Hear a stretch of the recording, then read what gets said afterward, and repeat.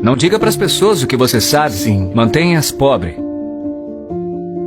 Meu pai era chefe de educação, PhD, essas coisas. Eu fui para casa e perguntei, por que a gente não aprende sobre dinheiro na escola? Ele me olhou e disse, porque o governo não deseja nos ensinar essa matéria. O governo nos diz o que podemos e o que não podemos ensinar. Aquilo me soou estranho e eu falei, peraí. E aí eu falei, a gente não vai na escola para aprender sobre dinheiro? Ele falou, não, seu trabalho é conseguir um emprego. Então eu falei, mas a gente consegue um trabalho para ganhar dinheiro. E ele, não, só tem que conseguir um trabalho. E eu, não. O propósito de trabalhar não é ganhar dinheiro? E ele respondeu, é. Eu perguntei, por que a gente não aprende sobre dinheiro então e pula a parte do trabalho? Ele virou frustrado e falou, se você quer aprender sobre dinheiro, por que você não pergunta para o pai do seu melhor amigo sobre dinheiro? Era sobre o pai do Mike. Mas por que ele? Ele falou, porque o pai do Mike é um empreendedor. Mas o que o senhor é então? E ele, eu sou empregado do governo. E eu, qual a diferença? Ele falou, a diferença é que o empreendedor tem que saber sobre dinheiro, ou então não vai ser mais um empreendedor. E diz que um empregado não tem que saber nada sobre dinheiro, porque o governo e a empresa é que vão cuidar dele. Eu, que era criança, fiquei meio confuso. Aí eu só segui o conselho dele. Fui até o escritório do pai do Mike, bati na porta e falei, tô aqui, tenho 9 anos e quero saber sobre dinheiro. Ele só virou e falou, vai embora. E é assim que começou a história do pai rico, pai pobre. E aí, de tanto insistir, meu pai rico acabou concordando em me ensinar sobre dinheiro com uma condição. A condição é que ele nunca me pagaria.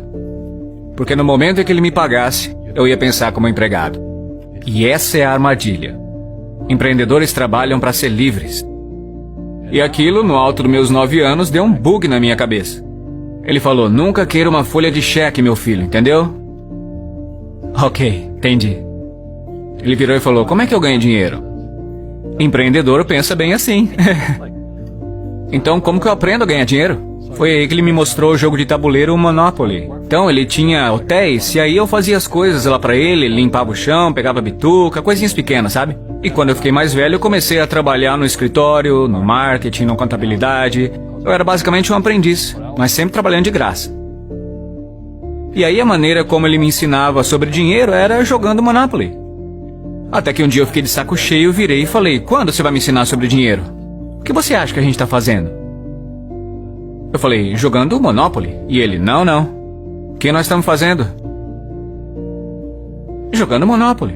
O que nós estamos fazendo? Então não sei. E ele, tô te ensinando sobre dinheiro.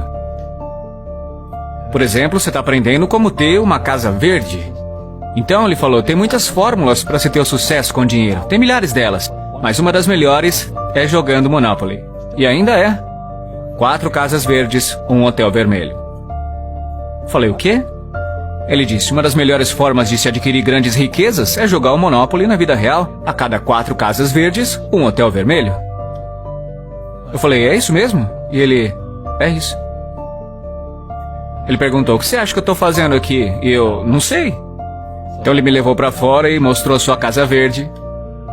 E aí passaram 10 anos, eu já tinha 19, estava numa escola em Nova York. Foi quando eu voltei pro Havaí, meu pai rico já tinha comprado um pedaço de terra maior do que a metade da praia do Waikiki.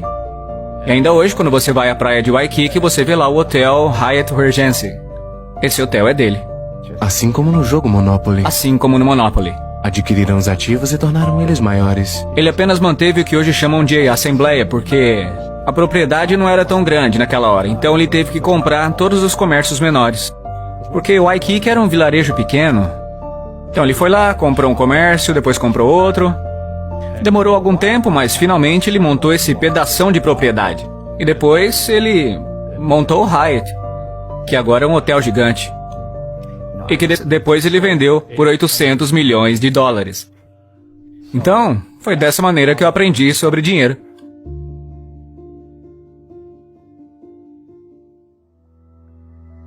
Eu tive alguns problemas financeiros. Teve gente que me apunhalou pelas costas.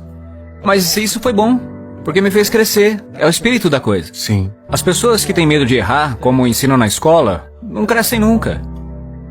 Porque no mundo espiritual que existe o bem e o mal, o certo e o errado, o alto e o baixo. E as pessoas só querem estar certas, ser positivas. E na realidade não é sempre assim. Eu não era de uma família muito pobre pelos padrões da época. Mas eu era de uma família que tinha uma atitude pobre. Como assim? Porque rico, pobre, classe média, a pobreza começa com uma atitude fundamental. A pobreza é um negócio que se transmite, que se ensina às famílias. E a classe média é ensinada nas famílias. E para as pessoas que agora mesmo estão sentadas em casa, estão com problemas financeiros porque ganham pouco, ou infelizes porque mesmo que ganham muito, estão fazendo o que não gostam. Talvez ela aprendeu assim. Talvez o senso comum ensinou assim. Trabalhe duro para ter alguma coisa, ou que os ricos não são pessoas boas, essas coisas. O sistema escolar não quer te ensinar sobre dinheiro, porque o sistema escolar foi planejado para te ensinar a ser empregado.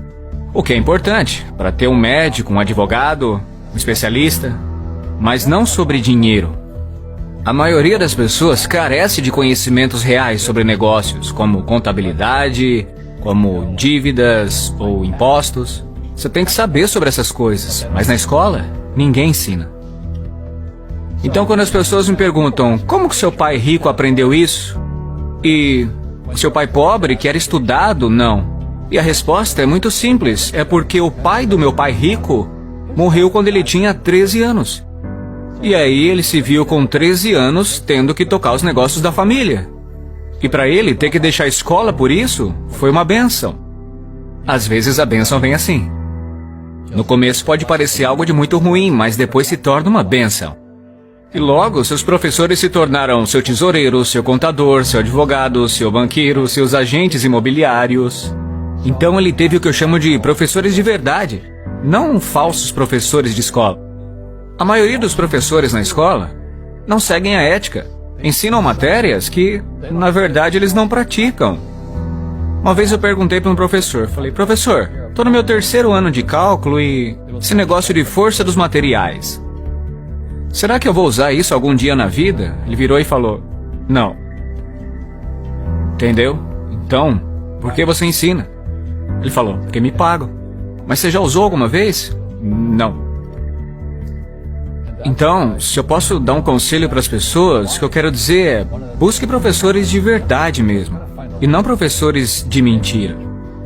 E um professor falso é aquele que não faz o que ensina. E um professor de verdade faz o que ensina todo dia. Meus contadores, meus advogados estão fazendo isso todo dia. É assim que eu aprendo, com eles resolvendo os problemas dos meus negócios. Então, eu tenho contadores, advogados, banqueiros, as pessoas todas na minha descagem rápida, porque eu estou resolvendo meus problemas com a minha equipe. Tô vendo que você dá essa informação É. e os ricos ficam encolhidos e dizem não conte a eles, Robert. Isso. Não diga para as pessoas o que você sabe. Mantenha os pobres. Então, isso aí é antigo, né? Eu não sou religioso, mas a Bíblia fala, vocês terão pobres por perto sempre. Porque tá aqui, ó. Não é? Essa mentalidade do medo. Estão em suas palavras, e as suas palavras se tornam realidade. Ok, eu não sou muito religioso, mas quando a pessoa fala não posso, não consigo, ela se afunda. Se torna aquilo que disse. Meu pai formado falava, você acha que dinheiro dá em árvore? Não dá pra comprar isso. E meu pai rico dizia, é por isso que ele é pobre. Um pobre diz, como é que eu vou comprar isso? Nunca vou poder pagar. Porque no fundo isso é um escape. Isso é um escape, entendeu? É mais fácil falar assim. E o seu pai rico dizia o quê? Em vez de não tenho dinheiro pra isso. Como eu posso pagar? Como eu posso fazer? O que é necessário fazer para chegar lá? Ele dizia, uma pergunta abre a mente e uma afirmação fecha a mente. Veja, quando você diz não posso pagar por isso, sua mente fecha. E acaba acontecendo o que você disse. Rugby e futebol. Os dois têm equipe, mas com regras diferentes. Outras pessoas são golfistas, jogam sozinhas. Cada um joga de um jeito. E no jogo financeiro, eu sigo as regras dos negócios de imóveis. Então, o que eu digo para os jovens é, encontre o seu jogo.